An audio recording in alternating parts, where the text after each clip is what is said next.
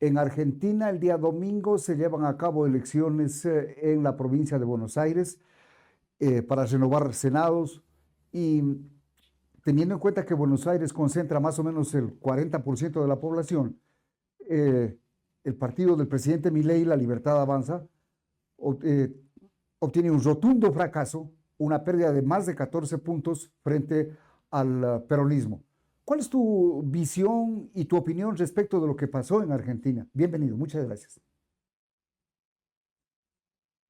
Por supuesto, es un placer, un grato momento para conversar y pensar, como siempre digo, en voz alta. Yo haría dos reflexiones alrededor de la Argentina. Primero, diría que hay que tener presente la lección de Buenos Aires. La lección, no la elección, sino la lección de Buenos Aires, no solamente es para Argentina, sino también para Ecuador, tomando en cuenta que los dos modelos prácticamente son idénticos con sus particularidades, por las diferencias obviamente que tiene cada uno de los países, pero en realidad la matriz ideológica, la matriz económica es prácticamente la misma. Por lo tanto, aquí hay una lección muy clara y yo diría que se resume en dos o tres fases que las voy a comentar. La primera es que no se puede mentir a todos todo el tiempo. Y voy a reiterar, esto de mentirle a todos todo el tiempo tiene su costo, tiene su saldo trágico en algunos momentos y en la prueba de Argentina es clave, porque la mentira repetida mil veces de que estábamos mejor, de que se superó la situación económica, que de las cosas van bien, etcétera, etcétera, no cala en el día a día de la gente cuando el bolsillo es el más afectado. La segunda tiene que ver con esta arrogancia, esta soberbia con la que viven ciertos líderes políticos alrededor de su propio ombligo, mirándose al pupo, no teniendo referencias más que las de los que le alaban, de los que le adulan, como pasa en el Ecuador también, que en Argentina al menos ya han tomado distancia los Clarín, los de La Nación y de otros canales de televisión que han hecho alarde de toda la alabanza posible con Milei para estos temas.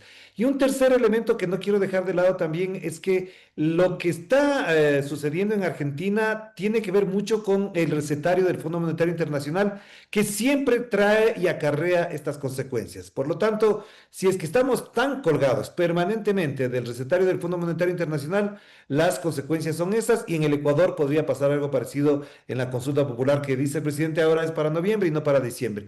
Y esa sería la primera parte. Y la segunda, sí creo que hay que matizar esta derrota, este castigo, por un dato que no se ha destacado, periodísticamente, en primer lugar, y segundo, matemáticamente. De ese porcentaje que es el triunfo del peronismo, en la derrota de Milei, hay un 37% de abstencionismo, que no es menor, que está también diciendo algo, gente que no le importa las elecciones, sabemos que son las elecciones locales, que a veces no tienen la misma trascendencia, porque el 26 de octubre serán las elecciones de medio tiempo, de medio periodo, como se llama en Argentina, y quizás esta situación podría variar un poquito. Y al mismo tiempo, de aquí hasta el 26 de octubre, el señor Milei, como también pasa en el Ecuador, pueden ocurrir cosas. No se olviden que en el Ecuador, para ganar la consulta de abril, se metieron con la embajada, para ganar la consulta de febrero del año pasado y declararon la guerra interna. Es decir, hay movimientos estratégicos muy performáticos de show mediático que pueden variar la situación en este momento, por ejemplo, en Argentina. Pero cuando le preguntan al presidente Milei si va a haber algún cambio en la política económica, pese a que según el discurso oficial ha bajado el precio del dólar, ha disminuido la inflación, no hay déficit, pero la gente dice no alcanzamos a llegar a fin de mes. Pese a todo lo que acabamos de señalar, cuando le preguntan al presidente si va a haber cambios, él dice que no, que la política económica va a seguir y con más fuerza ahora. Eso no es sinónimo o no es muestra de una soberbia que ya raya en lo inexplicable. Sí, en gran medida sí, no voy a negar que esa parte es súper importante, pero yo diría que también hay que conocer al personaje que está hablando, porque una cosa es lo que él puede decir y otra cosa es la que están diciendo sus acólitos, los que les hacen vocería, como por ejemplo lo que pasa en el Ecuador. Por eso digo, la elección de Buenos Aires hay que tomarla muy en cuenta. Hace pocas horas prácticamente el señor Carlos Vera, que se cree el estratega del gobierno del señor Daniel Noboa, dice que hay que corregir, que los ministros no funcionan adecuadamente, que el buró se ha reunido y que hay que pensar bien para la consulta popular, que hay que tomar nota de lo ocurrido en Buenos Aires, etcétera, etcétera. Pero lo que sí es cierto que el personaje, tanto Milei como Daniel Noboa, están súper atornillados alrededor de algo que los va a sostener, no sé si mucho tiempo, corto tiempo o no sé cuánto, que es el poder simbólico, político, militar de los Estados Unidos, que no van a permitir que haya otra figura de recambio para un modelo que para ellos aparentemente les ha dado resultado, pero no para la gente. Cuando él plantea, Milei, que se va a sostener, es porque él está convencido que es de la única manera que puede salir. Y no nos olvidemos que aquí no está en juego ni la figura de Milei ni la presidencia de Milei. Aquí están quienes le controlan, quienes mandan en Milei. ¿Quiénes mandan en Milei? Grandes empresarios que están beneficiándose, como acá en el Ecuador, por ejemplo, de los bonos de la deuda externa, de las grandes exportaciones, del narcotráfico también por el lavado de activos. Por lo tanto, Milei puede decir lo que sea. Puede decir que se equivocó, que su hermana efectivamente es una corrupta, que tiene que cambiar a 3 o 4 ministros. El problema es que quienes mandan en ese gobierno, en primer lugar es la Embajada de Estados Unidos, segundo lugar es el Fondo Monetario Internacional y tercero son los grupos económicos de mucho, mucho poder que hay en Buenos Aires como también hay en el Ecuador. Lo cual quiere decir que si hablamos de similitudes, acá también pasa lo mismo. Aquí hay Exacto, o sea, un grupo invisible que es el que al final termina tomando las decisiones. mira, y yo creo que por eso decía que la elección de Buenos Aires debe tomar nota el gobierno, debe tomar nota la derecha ecuatoriana, porque aquí hay algunas cosas que se parecen muchísimo, ya digo por una sola razón, por la matriz ideológica, político y de geopolítica que existe en América Latina, dependiente, por supuesto, de los Estados Unidos. Aquí hay grupos económicos resentidos con el señor Noboa porque no les favorece, porque no les ayuda. Diría incluso que, por ejemplo, te voy a decir en términos más políticos que conozco de cerca, esta élite quiteña, un poquito más conservadora, un poquito más perfumada, que cuida las formas, le ha dicho que, por ejemplo, no se meta con la Corte Constitucional. Entonces pasan por los de Osvaldo Hurtado, por ciertos sectores de académicos, por ciertos sectores intelectuales de la derecha quiteña, que algo también pasa en Cuenca, por ejemplo, y me imagino que algo parecido podrá estar ocurriendo en Loja. No conozco de cerca lo que estarán expresándose por allá en Loja, pero estas élites un poquito más perfumadas, digo que no les gustan los modales de Novoa, ya le están diciendo que no se puede comportar así con la Corte Constitucional, por ejemplo, para poner un solo caso. Pero lo de fondo es que hay muchos negocios, hay muchos contratos y hay algunas políticas económicas del gobierno que no les está favoreciendo a esos sectores y por lo tanto toman cierta distancia o tienen prudencia a la hora de criticar, porque para ellos lo más importante no es que Noboa pierda las elecciones, Noboa le vaya mal, es que no regrese el correísmo. Entonces, cuidan mucho, pero creo que ya por ahí, por ejemplo, con el caso comparando con Argentina, el caso del peronismo es casi parecido en ese sentido, es decir, cuidan muchísimos sectores económicos, pero ellos dirán, sí, todo, pero menos que regrese Cristina Fernández o uno de sus cuadros. Ahora bien, en lo que tiene que ver ya el desarrollo de las cuestiones políticas aquí en el Ecuador, vamos viendo que en esta pugna que hay entre el gobierno y la Corte Constitucional, finalmente la Corte Constitucional aceptó 3 de las 7 preguntas que plantea el presidente. ¿Cuál es la perspectiva o qué se viene a futuro respecto de este pronunciamiento de la Corte Constitucional?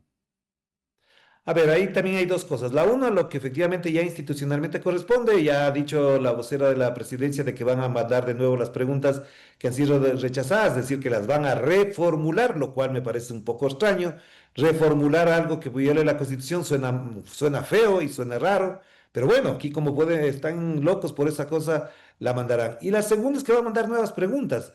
Yo creo que volverán a mandar preguntas en el gran estilo del populismo penal, atendiendo las encuestas, recogiendo lo que la gente dice que hay que hacer. Si dicen que hay que poner la pena de muerte, la pondrán, que creo que eso es inconstitucional y no se podría aceptar, pero digo para exagerar un poco. Si mañana dicen que hay que volver a poner los toros como parte de la consulta popular, la pondrán, etcétera, etcétera. Es decir, ese populismo penal, ese populismo electoral que se ha planteado será el que alimente unas preguntas que podrían llegar, me han contado que podrían llegar entre 7 y 10, es decir, hasta 10 preguntas. Podrán poner lo que sea, pero aquí lo que cuenta es la segunda parte, que por eso te digo que tiene dos niveles de esto, tiene que ver con que la consulta popular, más que lo que pregunte, será una evaluación de la gestión de Daniel Noboa, que no lleva 100 días, como quieren decir algunos medios de comunicación. O sea, me sorprende que gente inteligente ya estoy dudando de su inteligencia, digan, hagamos la evaluación de los 100 días del señor Daniel Noboa. Les digo las matemáticas, lleva 22 meses en el gobierno. Es Si mucho uno más que 100 días, que es mucho más que multiplica 100. exactamente, 22 por 30 días, saquemos las cuentas, nada más, no son 100 días. Por lo tanto, esta consulta se convertiría en una evaluación, en un examen de calificación, de aprobación o de reprobación de la gestión del señor Daniel Noboa, que hasta ahora, para bien de él, como también pasaba con Milei, tiene un cierto nivel de aprobación que superaría el 40-45% en las encuestas. Pero, asimismo, han pasado dos o tres cosas en los últimos tiempos que sí tienen que ponerle a pensar a la gente. Lo uno, la crisis económica es mucho más aguda. A esa crisis económica hay que añadirle el desempleo, es el incremento del desempleo, a pesar de que digan que se ha incorporado 280,000 personas más a los empleos formales, las cuentas del Seguro Social no dicen eso exactamente. Dos, que la crisis de inseguridad se ha agudizado mucho más en este año 2025. Vamos a terminar siendo el país más violento de América Latina por encima de Haití y posiblemente superemos a Jamaica también en ese sentido y por lo tanto la crisis de inseguridad se ha acentuado a pesar de que se quiere naturalizar, normalizar la violencia. Pero un tercer elemento que podría aparecer en estos meses es la crisis energética, que ya hay síntomas, ya hay datos, ya hay algunos indicios de que podría agudizarse el estiaje y por lo tanto tendríamos cortes de energía. Y no que dejaría de lado, por supuesto, la crisis en los hospitales, que sí ha tocado, que sí ha sensibilizado a la gente, porque ahí no solamente está ocurriendo cruce de cuentas entre criminales y delincuentes, como quiere poner el gobierno, sino que ahí se muere gente inocente, se mueren neonatos, se muere gente que pudiendo haber salvado la vida por una diálisis o por una operación de emergencia, se está muriendo la gente y creo que eso sí está afectando la imagen del gobierno y por lo tanto para llegar a finales de noviembre o principios de diciembre, dependiendo de la fecha que la ponga, creo que esa consulta se convierte, así como con Milei también, en un examen que pasará una cuenta, no sé si roja, pero al menos sí tendrá una factura muy importante para el capital político del gobierno. Entendiendo entonces que esta consulta será una especie de plebiscito de aprobación o no del modelo de gobierno del presidente Noboa, quisiera yo que tú nos des un aspecto de que frente a la crisis hospitalaria se crea un comité de salud y se termina finalmente estableciendo una centralización en las compras de medicinas, que es por donde permanentemente se ha ido, entre los últimos 8 años, se ha ido un montón de dinero. A ver, esos inventos sí de verdad que dan no solamente ya risa, sino hasta dan tristeza, porque no tiene que existir un comité especial, porque existe el Consejo Nacional de Salud, es decir, ya existe una instancia creada desde hace algunos años que no la utilizaban porque parecería que no les importa la salud, pero como cuando se ven enfrentados a una situación de esta naturaleza, evidentemente aparecen con estos inventos de última hora que no les dan resultado porque no les van a dar resultado.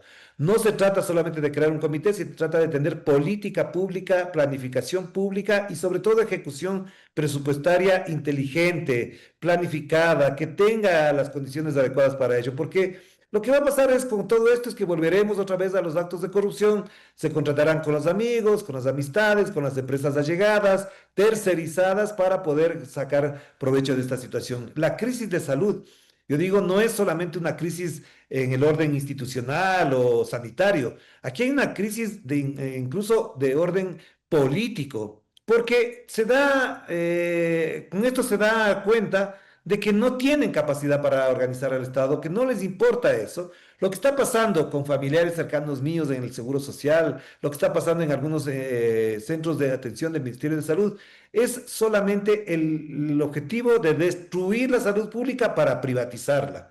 Y esto sí tiene sentido porque ya se nota que la gente, como no tiene dónde, y si de alguien de clase media gana entre 1,000, 1,200 o 1,500 dólares, sabe que dejará de irse al fútbol, sabe que dejará de irse a un restaurante el fin de semana, porque si tiene a un pariente enfermo, obviamente eso le va a tener que gastar de su sueldo y ya no será 1,200, sino que tendrá ingresos por 700, 800 dólares, porque lo demás tendrá que destinar a la salud pública, a la salud, perdón, personal, porque la salud pública no le resuelve este problema. Pero ¿qué pasa con la gente, en cambio, que gana menos de sueldo básico? Si hay recetas, por ejemplo, solamente para diálisis que cuestan 60 dólares semanales, multiplicado por 4, ya sabemos que incluso eso sería mucho más de la mitad del sueldo básico de gente que tiene problemas con las diálisis. Entonces, esta situación ya es una decisión política. Y al mismo tiempo, no quiero dejar de mencionar que esto lo que está demostrando, por ejemplo, es que hay impunidad, porque la Asamblea Nacional impide la fiscalización, impide la investigación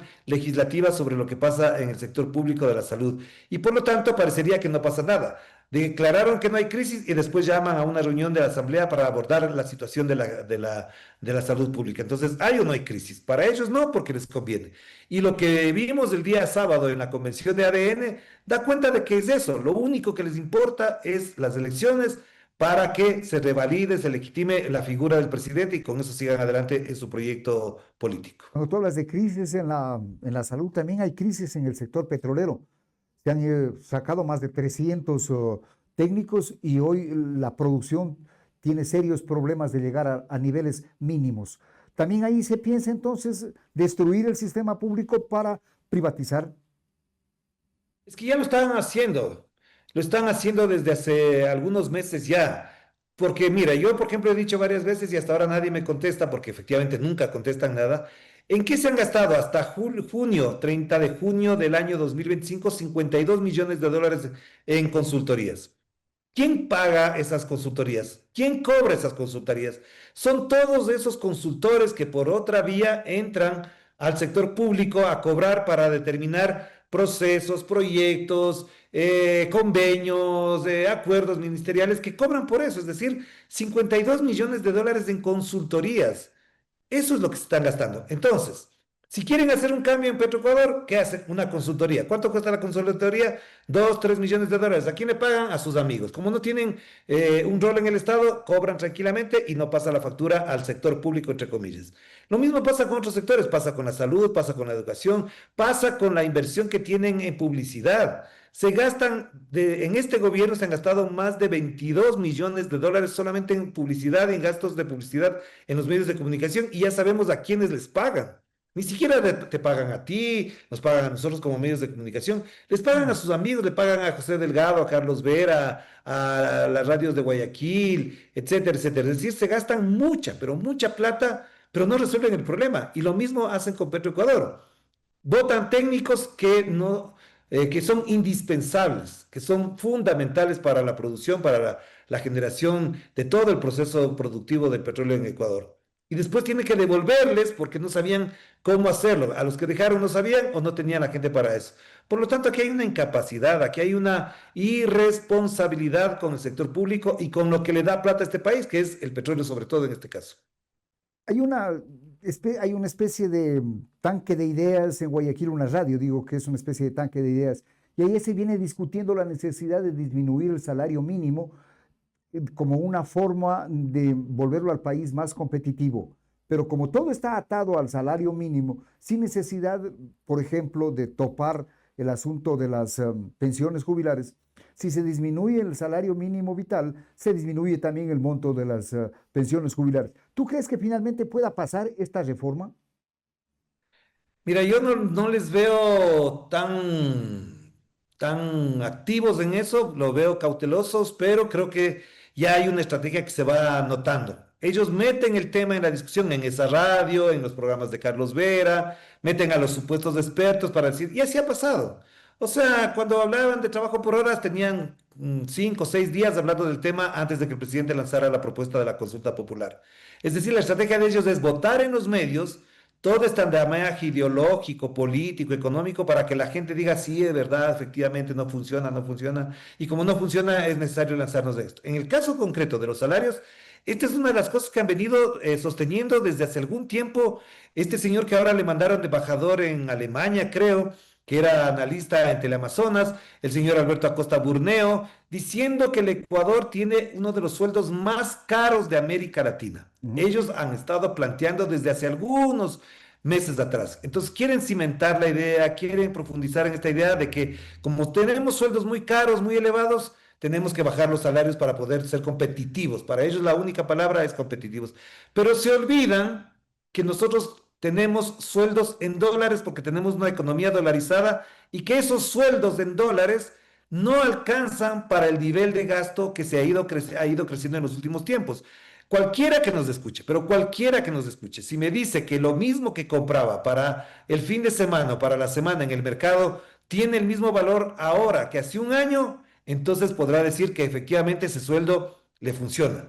Pero si me dice, como voy a coincidir y van a coincidir conmigo casi todos, el 99% de las personas que escuchen y nos sigan en este programa, van a coincidir que ya no es lo mismo. Van a una panadería y le venden el mismo paquete de pan, digamos, voy a mencionar, es decir, un paquete de pan con rodajas en 1,99. Pero ya no tienen las 60 rodajas, ahora tiene 30 rodajas de pan. Le están vendiendo en 1,99 lo que eran 60 rodajas y ahora es en 1,99 son 30 rodajas. Por lo tanto, me toca comprar dos paquetes para la familia que consumía durante una semana.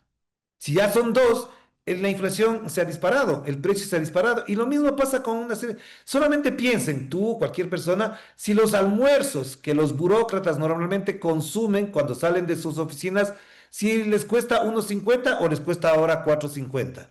Si les costaba 2,50, díganme si sigue costando 2,50, pero si sigue costando 2,50 ya no le dan jugo, ya no le dan postre y le dan la taza de sopa, le dan a la mitad. Es decir, estas cosas están pasando. Esto no es mentira, esto no me estoy inventando, esto es testimoniado por un montón de personas. Por lo tanto, cuando me dicen que los salarios son caros, son elevados, la pregunta es, siempre y cuando estos sueldos sean caros en la medida en que los precios de los productos se mantengan al mismo nivel y eso no ha pasado.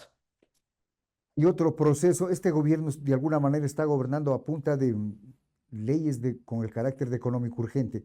Y la última que han enviado, que son las reformas al IES y al BIES, plantean una cuestión que nos parece bastante problemática y de alguna manera que va a incidir en la estabilidad tanto del BIES como del IES, y es la venta. En esta ley se plantea la venta de cartera. Eso significa entonces que se vende todo el patrimonio. Mira, este es un tema más complejo. Yo no tengo las herramientas teóricas y el conocimiento técnico sobre el tema, pero sí pienso en dos niveles. El primero es que efectivamente hay algo que está generando el atractivo, la gran atención de ciertos compradores de cartera para poderse quedar con la plata, que me parece que eso es terriblemente grave, que ya se ha sentido, que ya se percibe que hay esa tendencia a que se descapitalice al Banco del Seguro Social para que digan vayan a los bancos privados a comprar o a adquirir créditos hipotecarios. Esa es una primera noción que tengo sobre el tema. Pero la segunda es que también en la venta de cartera o de pasivos del BIES van a ganar los que tengan plata en efectivo y aquí la gente no tiene plata en efectivo. De hecho, hay propiedades, bienes del Seguro Social que se han vendido descapitalizando o bajando, perdón, el precio. Es decir, si un edificio que tenía el BIES como hipoteca costaba $1 millón, ese está ahora en 600,000. ¿Quién va a comprar 600,000? Los que tienen plata. Y posiblemente aparecerán gente que esté vinculada con el narcotráfico, que camufle su plata, y entonces ese edificio que costaba no 1 millón, si costaba dos, pero le bajaron a 1 millón para poder cobrar la hipoteca, lo que sea, y ahora lo venden en 600,000. ¿Quién ha perdido? Se han perdido 1,400,000 para que alguien gane en 600,000 y pueda después disponer de ese edificio para otros negocios que le van a costar muchísimo más y le van a rendir muchísimo más. También hay bienes públicos que se han desvalorizado porque les han dejado abandonados, como por ejemplo el tren, el ferrocarril ecuatoriano. De ese tipo de cosas estamos hablando. Les dejan perder el valor. Los medios públicos, las escuelas del milenio que quieren prácticamente cerrar. ¿A quiénes se van a vender las escuelas del milenio que costaron tanto, que estaban bien implementadas y dejaron que todo se destruyera? Entonces aquí hay una estrategia que no es nueva, que así fue esa larga y triste larga noche neoliberal de los años 80 y 90, para que después tuviésemos que compensar en 10 años de revolución ciudadana todo el esfuerzo que se perdió durante tantos años y va a pasar exactamente lo mismo. Si se recupera el Estado por parte de un gobierno progresista, un gobierno de izquierda, y si es de la revolución ciudadana, ¿cuánto tiempo crees que va a tomar recuperar todo eso que se han despilfarrado, que se han rifado y que han hundido al Estado en deudas y en regalos a los sectores privados? Y eso creo que es una de las cosas que no se discute en este país, porque estamos más atentos si la viña termina la universidad, si estudia, si el presidente luce más guapo, si etcétera, etcétera. Pero esas cosas de fondo no se están discutiendo y aquí lamento decir que la gente también tiene parte de responsabilidad por no prepararse mejor para el debate público, por no informarse adecuadamente y pasar contemplando imágenes de mujeres bonitas que están en el gobierno, que están en la asamblea y no preocuparse de los problemas del país. Ahora bien, frente a todos estos problemas, ¿por qué hay una especie, no, hay un silencio de parte de los sectores dirigenciales de los partidos de oposición que impide que la gente vaya también tomando un andarivel y un camino frente a lo que está pasando? Mira, yo no coincido mucho con eso. Lo que pasa es que hay un bloqueo total. No les dejan hablar en la asamblea a los asambleístas. Primero, por ejemplo, por mencionarte algo. Y en la asamblea están los periodistas que cuando ven intervenciones de los asambleístas hacen noticia de eso. Pero si no les dejan intervenir, no va a haber noticia. Segundo, no se les ve en los medios de comunicación a todos los analistas que de alguna u otra manera podrían tener un nivel de análisis, valga la redundancia, distinto al que tienen en los medios tradicionales. Cuando va algún asambleísta de la Revolución Ciudadana, de Pachacutic, lo acaban, lo estigmatizan. El otro día fue Pavel Muñoz, alcalde de Quito, al programa de Teleamazonas con el señor Milton Pérez. El alcalde de Quito tenía que responder al señor Milton Pérez sobre el tren de Aragua, sobre el supuesto cartel de los soles. Y le enreda y le comienza a presionar para que le responda sobre eso. ¿Ese es el nivel de periodismo que tenemos en este país? ¿O qué es lo que estamos viendo en los medios de comunicación? Con salvo contadas excepciones, como este espacio, como Radio Pichincha, como algunos otros medios de comunicación, no hay más. Entonces, cuando no se puede expresar, obviamente parecería que están ausentes.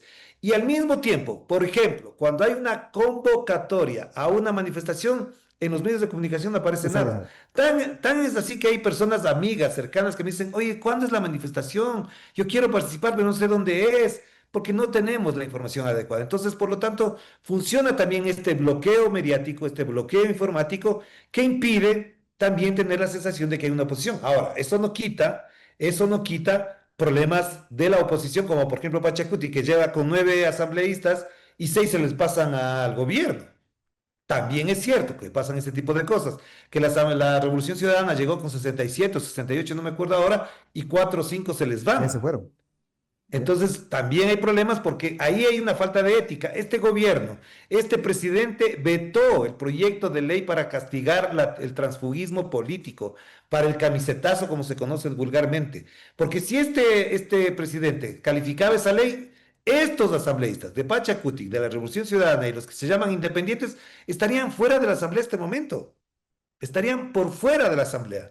Pero no, como les conviene y tienen las condiciones, tienen los recursos para cooptar, para capturar asambleístas de la oposición que después les suman y les dan los votos para aprobar leyes que no tienen nada de económicas y tampoco tienen nada de urgentes, entonces, claro, por supuesto, la oposición y al mismo tiempo esta oposición está perseguida. A Luisa González le ponen juicios, a Andrés Arauz le ponen juicios, a todos los asambleístas, si dicen algo, les caen con el comité de ética, mientras el señor Chamba tiene la mamá de su hija, su pareja sentimental, trabajando ahí y no le sancionan. Es increíble. Ahora, Orlando, ¿por qué frente a esta especie de destierro promocional y publicitario por parte de los medios tradicionales, no se utilizan los medios alternativos y provinciales de tal manera que la voz de la oposición sea escuchada en los diferentes territorios? Mira, es que también hay dos niveles de análisis. El primero, efectivamente, no todos tienen la apertura de venir. Si, incluso yo me he criticado a alguna que otro asambleísta de la Revolución Ciudadana que prefieren ir a Coavisa o a Teleamazonas para que les saquen la madre en vez de ir a un programa como el tuyo, como el mío, porque dicen ahí no nos escucha, lo cual es lo que es mentira. Entonces ahí también hay un problemita. El segundo problema es que obviamente nosotros no estamos midiendo las métricas adecuadas y yo creo que por eso te decía. Quizás en la consulta popular de noviembre o de diciembre veremos que hay un movimiento subterráneo, silencioso, que también ocurrió en Argentina, que puede expresarse en las elecciones. Porque a diferencia de las elecciones de abril y de febrero, aquí no se vota por un candidato del correísmo ni de Pachacuti, aquí se van a votar temas del país y como ya dijimos, será un examen, una evaluación al presidente de la República. Por lo tanto, no podrán decir que hay una campaña del correísmo, hay un candidato del correísmo, a pesar de que ya dijo ayer el presidente de que sí, vamos a votar contra los del pasado, etcétera, pero que esa retórica ya no aguanta. Ya van 2 años y casi ya la gente está cansada de que siempre sigue escuchando la culpa al pasado. Por lo tanto, yo lo que te diría es que ese movimiento subterráneo, silencioso, que poco a poco va mermando, va minando la popularidad, la credibilidad y la aprobación de la gestión del presidente, aunque sean las encuestas tradicionales que dicen, no, ha bajado apenas 3 puntos, yo creo que es mucho más. Eso tendremos que verlo en las urnas. Ojalá el Consejo Nacional Electoral sea una entidad responsable, honesta y transparente, y ojalá sea una campaña limpia y no nos aparezcan más de 500 millones de dólares en bonos para que voten a favor de las posturas del gobierno. ¿Tú crees entonces que va a haber una luz al final del túnel y que la gente se pronunciará en este referéndum de aprobación o no del gobierno de Novoa? ¿Se pronunciará favorable o positivamente? Mira, reitero para cerrar incluso con lo que dije al principio, no se puede mentir a todos todo el tiempo. Esto en las relaciones de pareja tiene sus consecuencias. En las relaciones entre padres y hijos se tiene sus consecuencias. En las relaciones familiares, esta persona que dice que tiene plata y que aparece en las fiestas bien vestido, con todo lo demás, y que de pronto dice, no, si tengo un gran trabajo y resulta que ha sido un estafador y mañana aparece preso, ¿le mintió todo el tiempo a la gente? No, no puede mentir todo el tiempo porque las mentiras se caen por su propio peso. Yo siempre digo que en la única ley que creo es que es en la ley de la gravedad. Todo lo que sube, baja. Y eso es universal, eso no tiene comparación alguna. Y en este caso, como digo, voy a repetir una vez más, no se puede mentir a todos todo el tiempo porque ya el factor que decide elecciones, el pulso, el corazón es el bolsillo. Y el bolsillo de los ecuatorianos está con un hueco enorme. Todo lo que entra ahí se va, se gasta, se agota porque no alcanza. Y eso creo que el señor presidente lo tuvo como una perspectiva y por eso metió plata, 560 millones en las elecciones pasadas, lo mismo que hizo Milei ahora, metió un montón de plata para poder detener el dólar. Volverán a hacerlo, evidentemente volverán a hacerlo, pero ya no tendremos que elegir a alguien. Aquí hay que tomar decisiones sobre temas fundamentales y el tema fundamental es evaluar si se aprueba o no la gestión del presidente.